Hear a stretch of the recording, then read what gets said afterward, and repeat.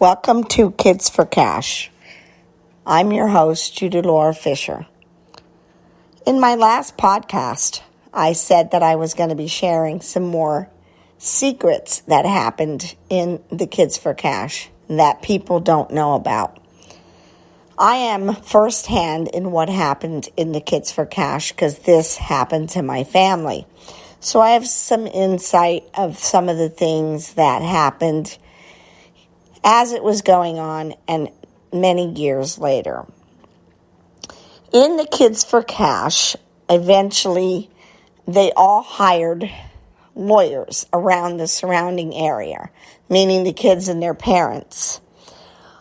The money that was given to the children many years later in a civil lawsuit, which was a class action lawsuit, myself took about 153 children to a local attorney, and then there was many other children out of those 3,000 that went and seen other attorneys in the surrounding area.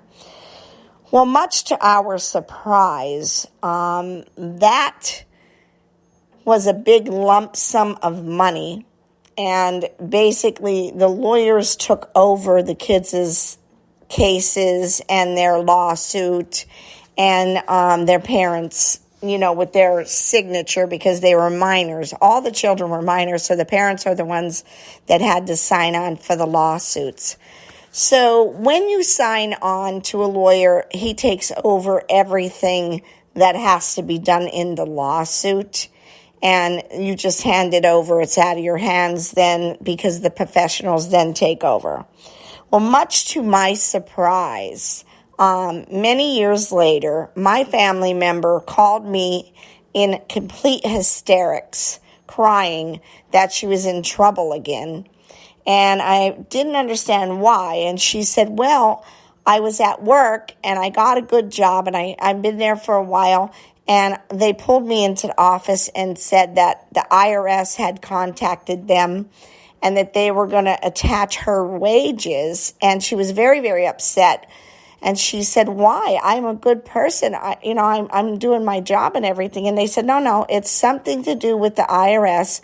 And it has something to do with a cash, not cash, but a settlement for Kids for Cash. And that there was no taxes paid on this $30,000. And she said, oh my God, I don't know anything about that. I had a lawyer. Where her employer said, what is Kids for Cash? What did you do wrong? And she said, well, I didn't do anything wrong. I had a lawyer. I was trafficked as a child in Pennsylvania. And she said, and it's a couple of years ago, and I don't know what you're talking about, but if I'm in trouble, I'll call the number and find out. She was devastated that her actual employer found out about Kids for Cash that she didn't even want to talk about and that she was humiliated. And so she called the IRS and they yelled at her, and then she called me, and I actually called the IRS on a three-way with her, and he knew nothing about Kids for Cash. He said I was trying to get my niece out of trouble and that she needed to pay this money on the taxes from the settlement she received. And so I said, okay, well, she's going to have to get on a payment plan. And actually, I was in disbelief when I found out that they were making her pay back taxes on blood money. This is blood money from children that were abused in the system, trafficked through the system, and now they have to pay back money that their lawyers should have made sure the taxes were paid.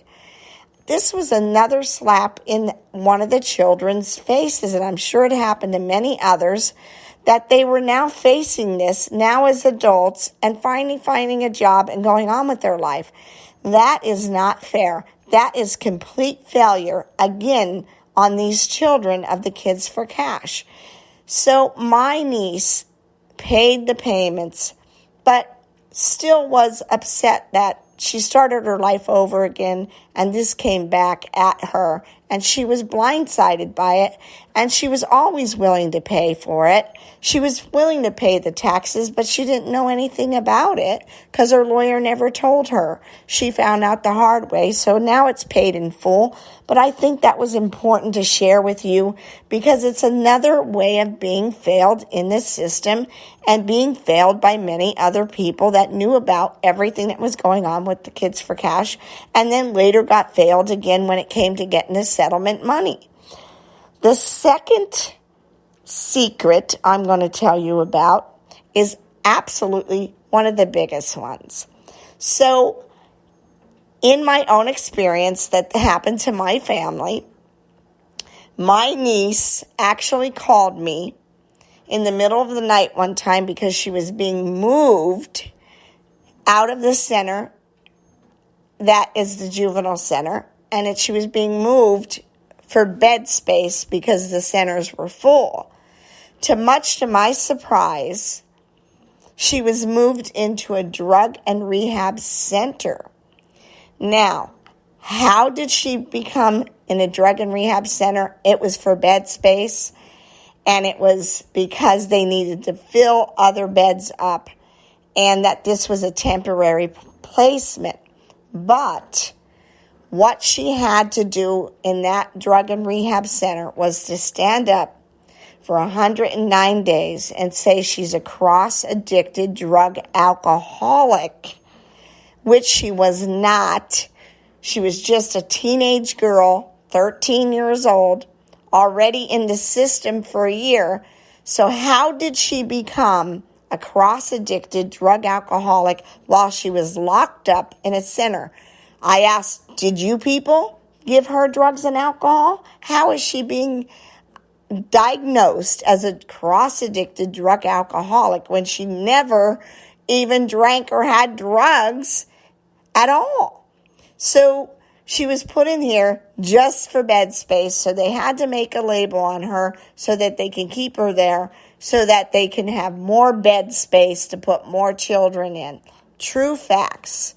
Okay, so this is how big and far the Kids for Cash actually went into trafficking children, asking for buddy systems. Hey, can you traffic some kids in some beds for me? You know, let's keep this flow of money coming through. You know, let's get this going. So it shows you that there is many, many other people that were involved in this trafficking of Kids for Cash. It goes large, it goes big, and it goes far. So I have to say, karma comes and gets people, and the people that were involved in this trafficking of children are going to get theirs in the end someday. You know, and I'm saying this so that people see that there is bigger stuff out there happening. They just have to look for it.